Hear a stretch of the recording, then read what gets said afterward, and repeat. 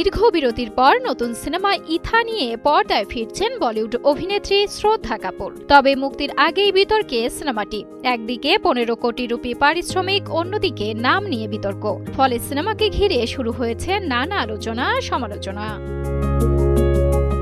সম্প্রতি প্রকাশিত ইথার টিজারে শ্রদ্ধা কাপুরের নতুন লুক দর্শকদের নজর কাড়লেও ছবির নাম নিয়ে আপত্তি তুলেছে মহারাষ্ট্রের এনসিপির চলচ্চিত্র ও সাংস্কৃতিক বিভাগ এবং ভিতাবাই নারায়ণ গাওকরের পরিবার। তাদের দাবি, জীবনভিত্তিক সিনেমার নাম ভিতাবাই হওয়া উচিত। এক লাইটেই নিশ্চিন্তে চলে দিনের পর দিন। Walton emergency bulb, the best emergency bulb. সমালোচনায় রয়েছেন শ্রদ্ধা কাপুরও। জানা যায়, স্ত্রী 2 ছবির জন্য 5 কোটি রুপি নেওয়া এই অভিনেত্রী ইথাতে অভিনয়ের জন্য পারিশ্রমিক নিয়েছেন 15 কোটি রুপি, যা আগের ছবির তুলনায় প্রায় 3 গুণ বেশি। টিজারে দেখানো একটি ঘটনাকে ঘিরেও তৈরি হয়েছে আলোচনা, যেখানে ভিতাবাইয়ের প্রসব বেদনার নাট্যরূপ তুলে ধরা হয়েছে। তবে বাস্তবে ঘটনাটি ভিন্ন ছিল বলে দাবি করেছেন সংশ্লিষ্টরা।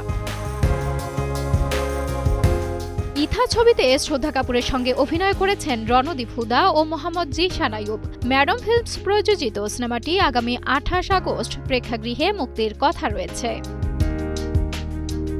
এখন দেখার বিষয়, পারিশ্রমিক ও নাম বিতর্ক ছাপিয়ে দর্শকদের প্রত্যাশা কতটা পূরণ করতে পারে শ্রদ্ধা কাপুরের নতুন সিনেমা ইথা। সঞ্জনা সাথী, কালের কণ্ঠ।